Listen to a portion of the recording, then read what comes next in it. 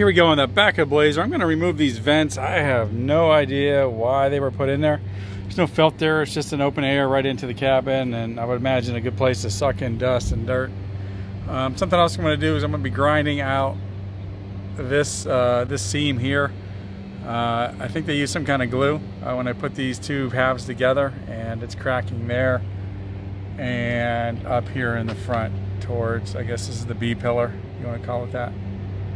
So those will be getting ground out.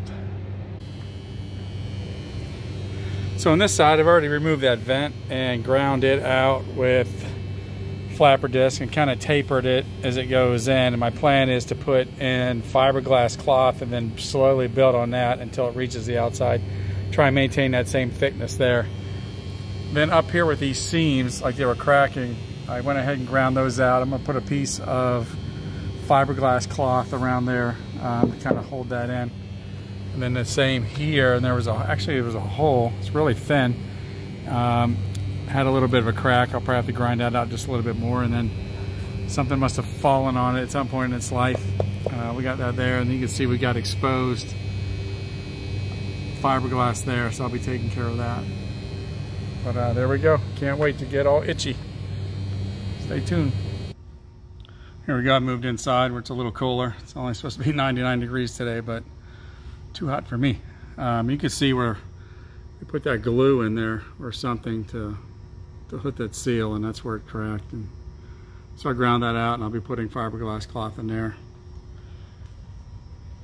And just coming to the back, you can see the back. I did the same, rounded around the corner, and then up in there. And I knocked that out and tapered that in. Okay, for this hole, I went ahead and took some of that fiberglass matting. I just taped it in on the back side. If I had more time, I'd just do that side, let it harden, and fill it based on the front. But my current situation, I don't have time, as everybody can probably relate. So, but what I have done is fill in these holes. I made 4 little circles, each one getting bigger than the other one. This one fills exactly the hole. You can kind of see how that fills in there. The other one builds on it just a little bit, then the next one, until it should be flush with the top. So that's the plan of attack. So after I laid the initial fiberglass cloth, I came back and added some thickened epoxy to it. Kind of mixed it up to pretty thick consistency so it wouldn't run, and smeared it. First I sanded it smooth with about a 12-inch long bar, and then I went ahead and filled it in with thickened epoxy because I'm going to put body filler over top of it, and I didn't want the body filler to get deeper than 1/8 of an inch. So I think with what I've got here with this thickened epoxy, and it's the same on both sides, I think it'll give me the strength I need, and it'll keep the body filler to less than 1/8 of an inch if I need to use any at all. So we'll see. Off to sanding. So here's what I used for creating the thickened epoxy. Essentially, I used this 105 epoxy resin from West Systems and this 206 slow hardener. Mix it together according to the parts. I can't remember what they're, 4-to-1, 5-to-1, something like that. It's on the can. And you could also buy pumps. So you just pump it and it puts the equal amounts in, but I'm pretty cheap and didn't think I'd use it beyond working on this top. So I didn't buy the pumps, but I just mixed them in a regular mixing cup and then put it together. And then to make the thickened epoxy, I put in these West Systems 403 microfibers. It's just sort of a filler. It's a powdery, I don't want to open it because this stuff is itchy, gets all over you. But you add it in and then mix it to the consistency of peanut butter, and then smear it on there, and then give it 5-6 hours, and it's hard as a rock. So works pretty good. There's a bunch of people I follow on YouTube work on sailboats. This guy Sail Life, he does a lot with fiberglass. I kind of learned from him. I'd link him in my description, but I don't know how to do that. So just do a look, Sail Life, and this guy, if you're interested in fiberglass repair, this guy will show you to the depths of fiberglass repair. And then for the cloth, I also bought this from West Marine. It's a chop strand cloth. I don't know what weight it is. I lost the bag. But use that. They seal it there. It's normal. And I just cut that into strips and then circles to fill that thing. So it all works pretty good. I just want to say that when you do work with the fiberglass cloth, you don't want to use thickened epoxy on the cloth. Just mix the regular resin and then wet it until it's translucent. If you see any of these white strands, it's not wet enough, keep putting it on there. And then that'll ensure you don't have any air pockets. So that's what I use. Here we go. Wish I had a tripod. I could have captured the fun trying to flip this thing over. Oh my God. So anyways, I had a crack here. So I ground it out with my Dremel, filled it in with thickened epoxy. And then on the top, there were some scratches over time. You can kind of see that one there. Really didn't go through, but the strands of fiberglass were showing in these areas. So I sanded them down to good fiberglass, and then I put epoxy on top of that, some of that West System stuff. So those shiny spots are there, and you can see where I sanded. But the holes used to be down there, pretty much filled. This is my Praxis texture. Can't see it on the camera, but I like the way it turned out, so that's probably what I'll be using as I go forward. But so right now I'm going to get my DA out, put on some tunes, and start sanding. So good times. So here's the stuff that I use on there. I just started using this stuff, this metal glaze. I like it. It goes on really smooth. You can get it really thin, no air bubbles. So I just highlighted the divots from where I had to repair it. And like I said, it goes on really smooth, sands off, hardens right up. It's not like spot putty that kind of stays soft. This stuff here hardens up just like regular putty, but it's easy to sand. So I like it. No pinholes. You don't have to keep going over it. Tons of primer. He's got time for that, not me. All right, there it is. Looking good. So when it came time to put the texture on after I did all the body work and made everything smooth, I found that I couldn't find anywhere online where they sold the texture that was used back in the 70s to texture these tops. Just happened to be in Ace Hardware and saw this can. I don't know if you can pick it up, but that's exactly how it sprays out, that kind of texture. So I don't know if they still have it. Everything I bought was on sale. It was half price. It looked like they were discontinuing it, but if not, this is what I used to texture the outside. And then on the inside of the top, I didn't want that crazy coarse texture on the inside, so I went with this fine texture, and it's a little smoother. Focus. There we go. So it worked out pretty good.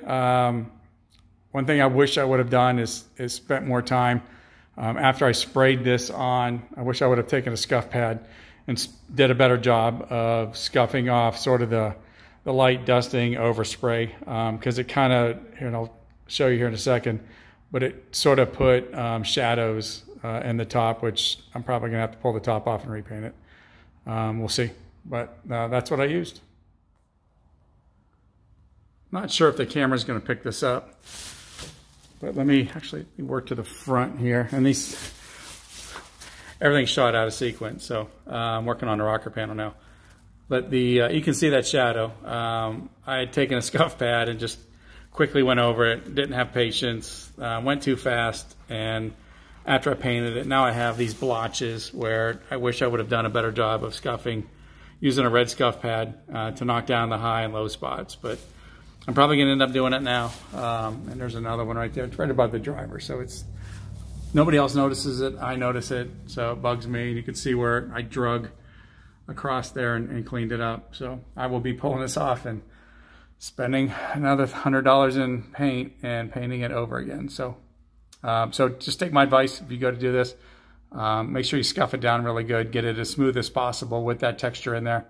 And then when you put your paint on, put it on nice and wet, and it should lay down pretty even. All right, here's the back side of that hatch. I was really surprised because it's in really good shape from the other side. But when you look at it closer, there's some holes there, and then a bunch of stress cracks along the bottom half of the frame over here, and then you got some holes up here as well that are going to need to be patched and filled. And you can see the cracks up along the edge of the frame. But when I look at it, this door is from 1972, or this window's from 1972, so it's gonna have some cracks. It's gonna have, with these holes, I'm not sure what would cause these holes. Maybe manufacturing defect. And here's where I've already started grinding it out with my Dremel, going into the cracks, making a bigger pocket so that I can put some thickened epoxy in there to shore it back up. But I'll jump into that here in a minute. You can see how I get that done. This is the other bad part here, where it's got some holes. So I started with the DA last night a little bit and was able to round it over, and then rounding it over found some more cracks, so I'll have to dig that in with the Dremel.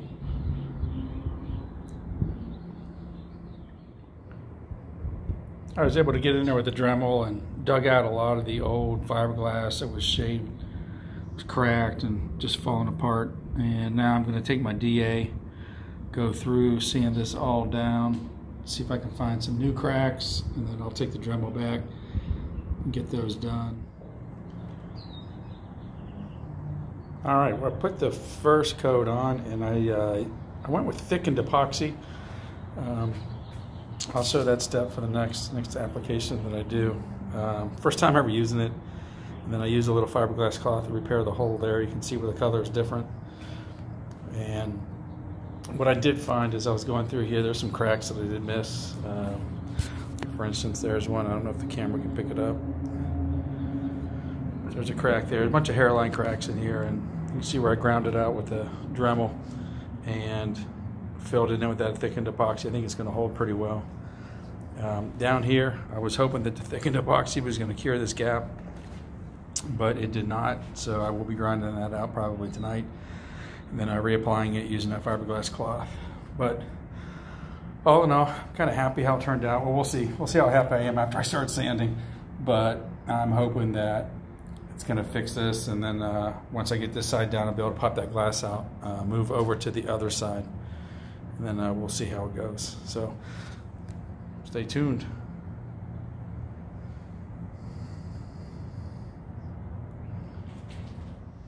Okay, we're going to be working on the other side now. You'll see we've got some stress cracks right in there. I'm going to take my Dremel and grind that out like I did the other side.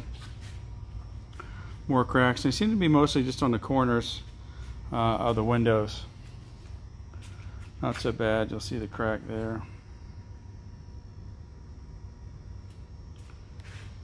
Then there's a little bit of stress cracks where the hinge goes through. You can see there's rust in them, so I'll dig those out.